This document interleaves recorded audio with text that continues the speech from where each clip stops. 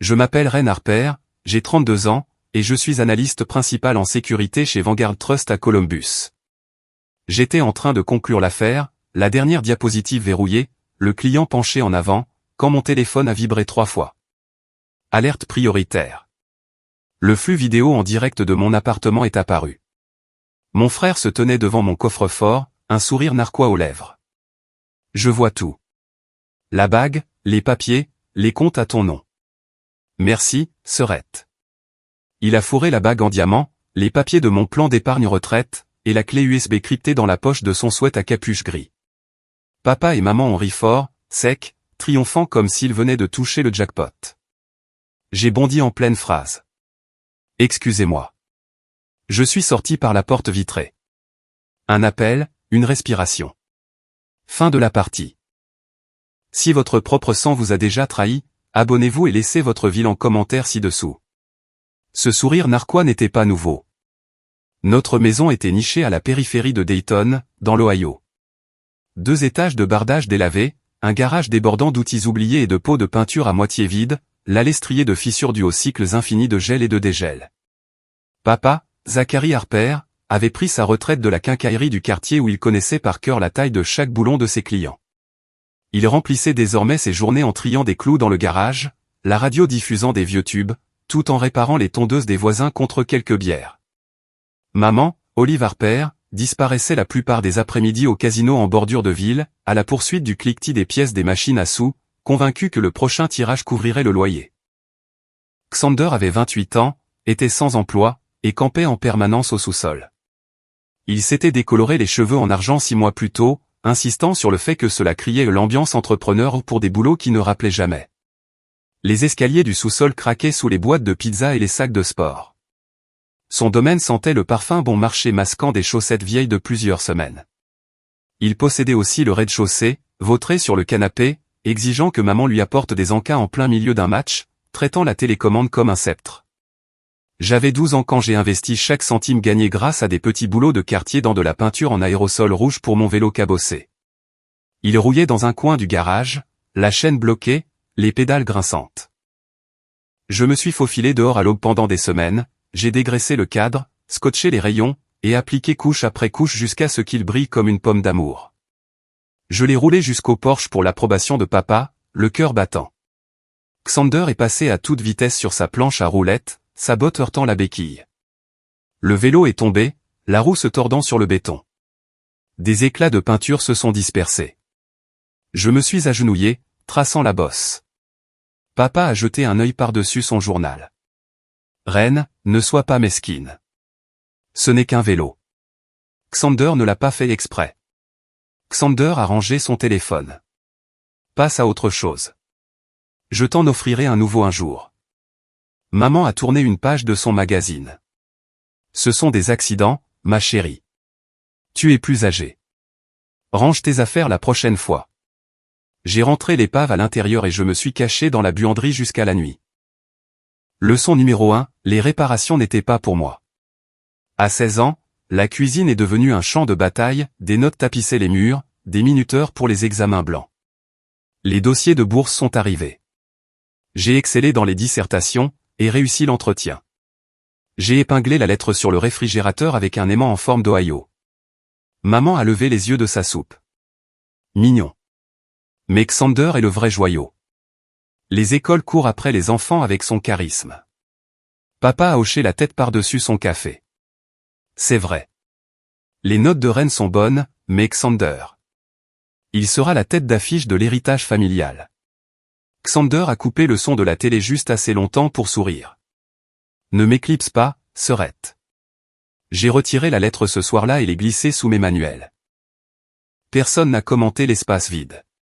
Tante Valérie, la sœur cadette de papa, vivait à une courte distance en voiture, dans un cottage avec des jardinières débordant de couleurs.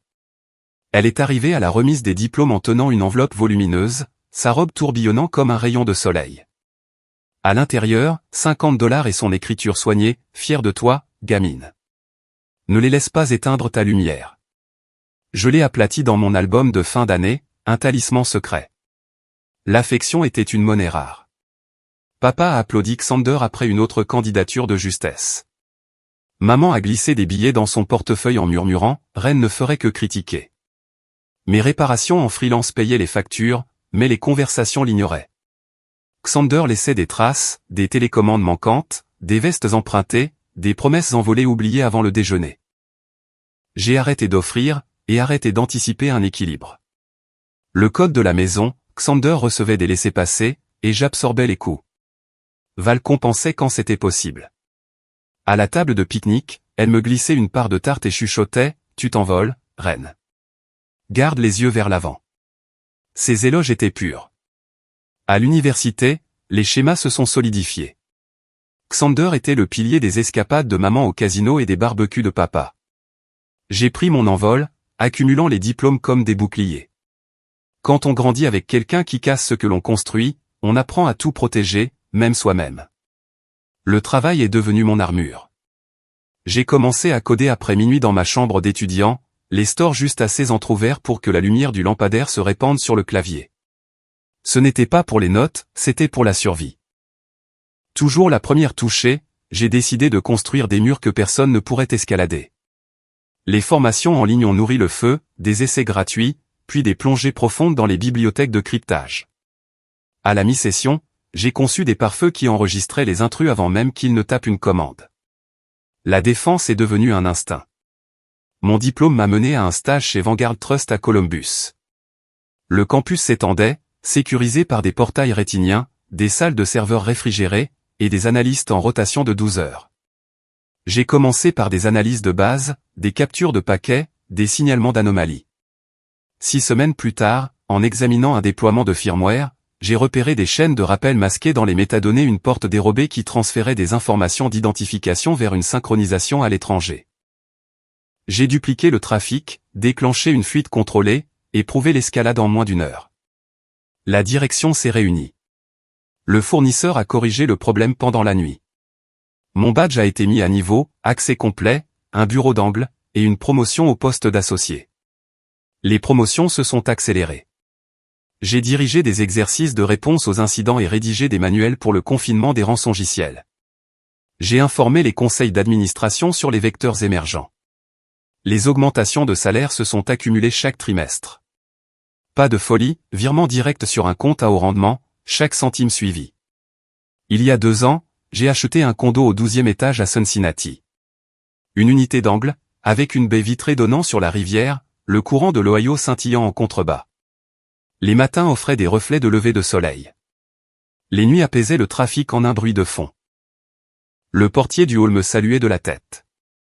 Mais j'ai ajouté des couches, un coffre-fort dans le placard avec un scanner d'empreintes digitales et un panneau à 6 chiffres percé dans le béton armé. L'incident de la clé de rechange s'est produit il y a 1 an. Audit à Chicago. 3 semaines de déposition, d'ordinateurs portables cryptés, de pare-feux d'hôtel. Je me suis audité moi-même. J'ai tendu le double à Xander sur le pas de ma porte. Arrose les plantes grasses. Fais suivre le courrier s'il s'accumule. Il a hoché la tête et a disparu à l'intérieur.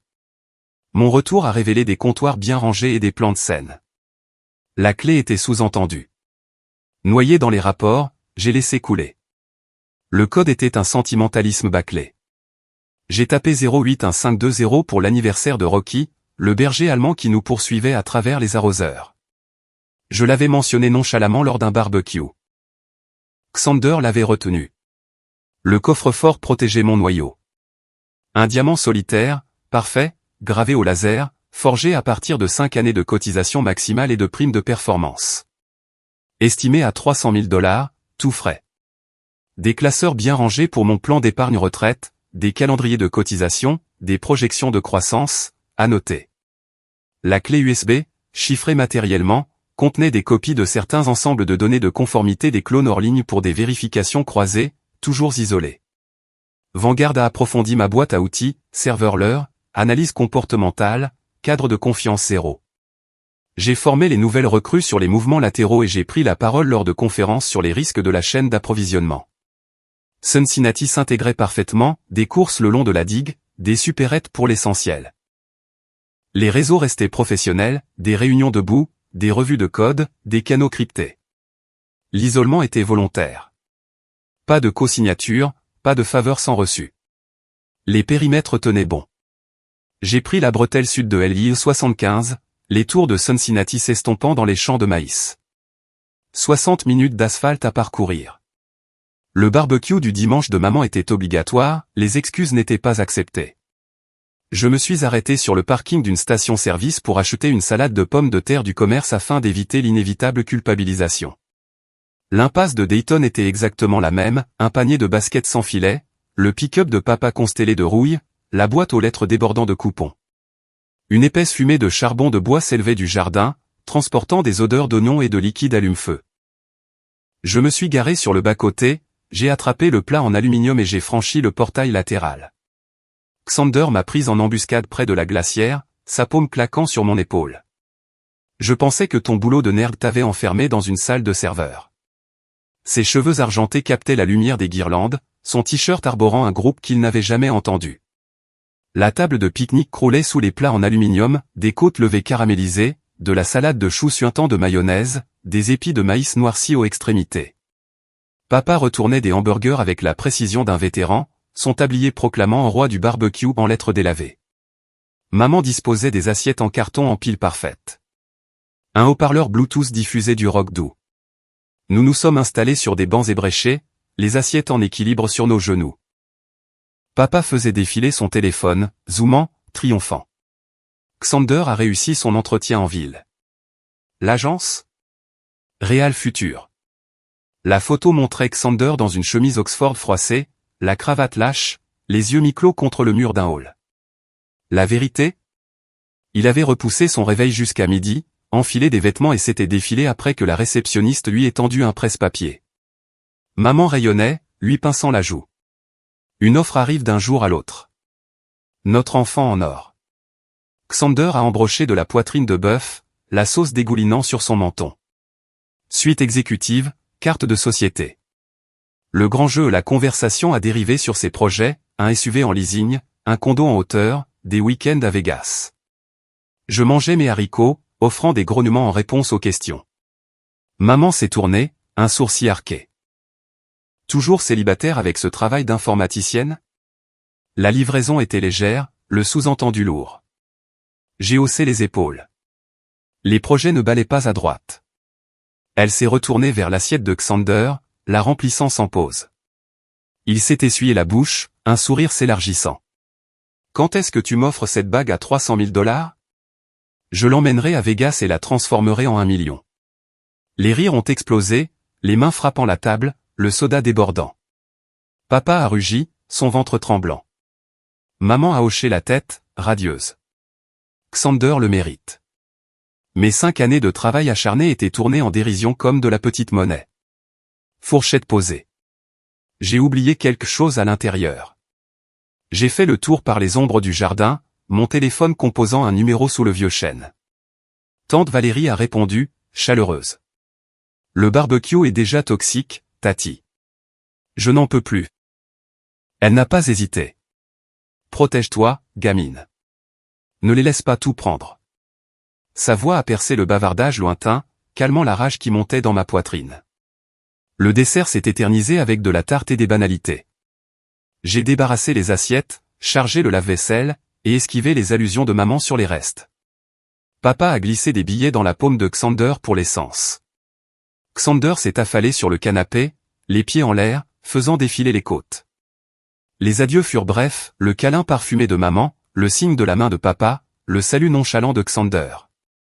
Moteur allumé, fenêtre baissée, l'avertissement de Val résonnait à chaque kilomètre parcouru vers le nord. Dans l'allée, mon téléphone semblait lourd.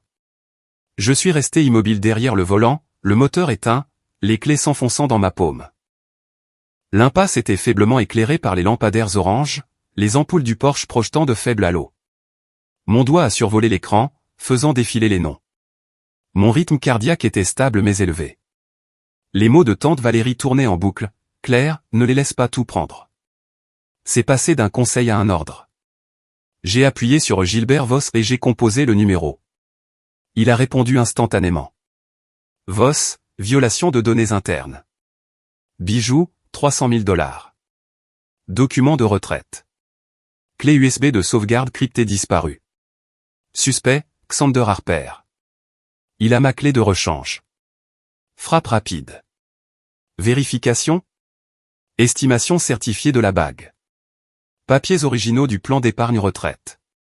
Clone d'audit crypté matériellement. Aucune connexion en direct. Vos coordonnées? Dayton, résidence familiale. Mon appartement est à Cincinnati. La sécurité est en route avec la police de Cincinnati. État, 18 minutes. Restez dans votre véhicule. N'approchez pas, confirmé. La ligne a coupé.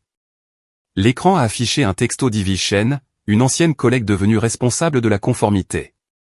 Il s'est vanté de l'avoir emprunté le mois dernier au bar. Il a dit que tu ne remarquerais jamais. Je témoignerai.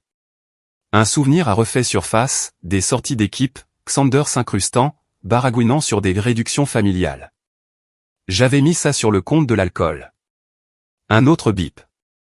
Tante Valérie, je suis fier de toi, gamine. Fais ce qui est juste. Cours, inébranlable. J'ai verrouillé les portes, et j'ai incliné le siège, les yeux fixés sur la maison. Les lumières de la cuisine laissaient entrevoir des silhouettes se déplaçant, inconscientes. Mes respirations étaient mesurées. Évaluer, escalader, contenir. Le temps s'est étiré. J'ai transféré le texto d'Ivy à Gilbert. Déclaration de témoin, préméditation. Détaché, documenté. L'arroseur d'un voisin a sifflé, s'animant. J'ai retracé mentalement la violation, journal d'entrée, refus biométrique, succès du clavier. Les preuves étaient irréfutables. La résolution s'est durcie. Le chemin était choisi. Des lumières bleues ont illuminé l'impasse. À 21h30 précise, mon téléphone a vibré dans le porte-gobelet. Le nom de maman clignotait en rouge. J'ai appuyé sur accepter, le moteur tournant au ralenti. Les flics sont là. Son cri a déchiré le silence, une panique brute mêlée de sanglots haletants. Ils sont en train de menotter Xander en ce moment même. À travers le pare-brise, la scène s'est déroulée en flash rythmé. Deux VUS noirs de Vanguard tournaient au ralenti derrière une voiture de police de Cincinnati, leurs gyrophares peignant l'asphalte en bleu électrique, rouge, bleu. 4 silhouettes ont remonté l'allée, 2 agents de sécurité de l'entreprise en polo bleu marine impeccable, leur badge captant chaque stroboscope, 2 officiers en uniforme, leurs lampes de poche balayant la pelouse comme des projecteurs. La porte d'entrée s'est ouverte brusquement. Xander a trébuché dehors en caleçon et en t-shirt de concert délavé, ses cheveux argentés ébouriffés par le sommeil. C'est une erreur. Xander Harper, vous venez avec nous pour un interrogatoire. L'ordre du policier le plus grand a tranché la nuit, implacable. Les voisins sont sortis par vagues, Monsieur Klein en robe de chambre et pantoufles, les patelles sur leur porche avec leur téléphone levé, les rideaux s'agitant à chaque fenêtre éclairée. Des impulsions bleues et rouges rebondissaient sur le bardage et les vitres, transformant la rue endormie en un flux de crimes en direct. Papa est sorti en trompe derrière, sa chemise sortie du pantalon, un doigt pointé en l'air. Il a croisé mon regard sur mes phares et a rugi dans son propre téléphone. Reine, tu es en train de détruire cette famille. Ma réponse est venue, mesurée. Non, j'arrête juste le voleur. Fin de l'appel. Xander s'est tordu contre les menottes, ses baskets raclant le béton, des jurons ricochant sur les voitures garées. Maman s'est effondrée sur le paillasson, les paumes pressées contre son visage, ses épaules secouées par des sanglots silencieux. Ma ligne a de nouveau sonné. Tante Valérie. J'ai vu les lumières de mon Porsche. Ça va, gamine? Je suis là. J'ai regardé la voiture de police avaler Xander, les portes claquant. Stable. Elle est restée en ligne, respirant régulièrement pendant que le convoi faisait marche arrière, les pneus crissant sur le gravier. Le quartier s'est calmé progressivement, les spectateurs se retirant, les lumières des Porsche s'éteignant une par une. Je suis resté garé, enregistrant mentalement la séquence, arrivée, 21h30 minutes 12 secondes, détention, 21h31 minutes 45 secondes, départ, 21h33 minutes 8 secondes. La chaîne était ininterrompue. Va la parler doucement. Tu n'es pas seul, gamine. Les sirènes sont restées silencieuses alors qu'il disparaissait au coin de la rue. La maison s'est plongée dans l'obscurité, une ampoule vacillant comme une défaite. 5 mois plus tard, la salle d'audience du comté de Hamilton bourdonnait de tension. Chaque siège était occupé par des journalistes, du personnel de Vanguard, et des habitants attirés par le scandale. Des murs en bois sombre absorbaient les chuchotements. Le drapeau américain pendait, mou, dans l'air conditionné. J'occupais le premier banc de l'accusation, mon tailleur anthracite impeccablement coupé, ma mallette remplie de paquets de preuves scellées. Le procureur a présenté la première pièce à conviction. Le grand écran a vacillé. Le sourire suffisant de Xander dominait, un diamant solitaire brillant à son doigt. L'horodatage indiquait 48 heures après la violation. Un selfie vidéo, tremblant mais clair. Le coup de pouce de la grande sœur, criait la légende en texte blanc. Il a fait un panoramique lent sur la bague, montrant ses dents. Facile à avoir, facile à mettre en gage. Qui a besoin d'un travail? Un souffle collectif a parcouru la galerie. L'avocat de la défense s'est levé. Objection, préjudiciable. Maintenu sur le ton, mais la vidéo est admise. Xander s'est traîné à la barre en combinaison orange du comté, ses menottes retirées, ses cheveux rasés réglementairement. Il a agrippé la barre, sa voix se voulant innocente. Je pensais que Ren me l'offrait. Nous partageons tout dans notre famille. Toujours. Le procureur l'a démantelé, couche par couche. Des relevés bancaires ont été projetés, un reçu de prêteur sur gage, un dépôt correspondant à la valeur d'estimation exacte, viré à un bookmaker offshore. Les excuses de Xander se sont effondrées. La sueur perlait, ses yeux cherchaient les sorties. Ivy Shen a témoigné ensuite, posé dans un tailleur pantalon ardoise. Il m'a escroqué de $5000 le printemps dernier. Elle a présenté des conversations imprimées, des promesses de placement en crypto-monnaie, des demandes urgentes par Venmo, un silence radio après le virement. Un schéma de manipulation, une arnaque classique. Les notes des jurés fusaient. Je me suis levé pour ma partie, mes talons claquant sur le marbre. Votre honneur, pièce à conviction c'est de l'accusation, surveillance intégrée. Une double caméra synchronisée du haut l'a montré Xander se faufilant devant le concierge à 2h17 du matin, son sweat à capuche lui ombrageant le visage, la clé de rechange brillant. La lentille intérieure du coffre-fort a montré un refus d'empreinte digitale à 3 reprises, puis le clavier acceptant 081520. Le tiroir s'est ouvert, la bague, les documents, et la clé USB ont été pris méthodiquement et glissés dans sa ceinture. Pièce à conviction D, correspondance d'accès. Le fil de discussion par email a été agrandi, mon absence du bureau pour l'audit de Chicago, une demande explicite à Xander d'arroser les plantes, de vérifier le courrier, et de rendre la clé à son achèvement. Un accusé de réception, mais pas de réponse. La défense s'est débattue, invoquant un consentement implicite. Le procureur a contré avec l'absence de documentation de cadeaux, plus le témoignage d'Ivy sur la fraude antérieure. Les plaidoiries finales ont scellé la préméditation, l'exécution, et la dissimulation. Le juge a regardé par-dessus ses lunettes, sa voix résonnante. Pour les chefs d'accusation de fraude aggravée et de risque élevé de violation de données, 7 ans d'incarcération, restitution intégrale de $650 000, payable immédiatement après la libération. Le marteau a craqué comme le tonnerre. Papa s'est plié en deux au fond de la salle, les coudes sur les genoux, le visage enfoui. Maman a pressé un mouchoir trempé sur ses yeux, son corps se repliant sur lui-même. Un huissier a de nouveau sécurisé les poignets de Xander, les chaînes cliquetant alors qu'il descendait. Son dernier regard dans ma direction, le ressentiment s'est transformé en résignation. J'ai fermé la mallette, le verrou claquant. Verdict rendu. Harper Security Solutions occupait le 3e étage du centre-ville de Cincinnati, des portes en verre gravées du logo, 15 bureaux bourdonnant sous des panneaux LED. Des analystes surveillaient des tableaux de bord. Des ingénieurs testaient des prototypes. J'ai signé le bail après le verdict et j'ai investi la restitution dans le capital de départ. Les clients se sont alignés, des banques, des startups, des contrats municipaux. Le bac à courrier contenait une enveloppe, le cachet de la poste du pénitencier d'État.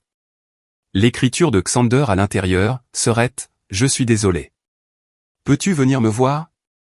Je l'ai porté jusqu'à la cheminée. Je l'ai donné aux flammes.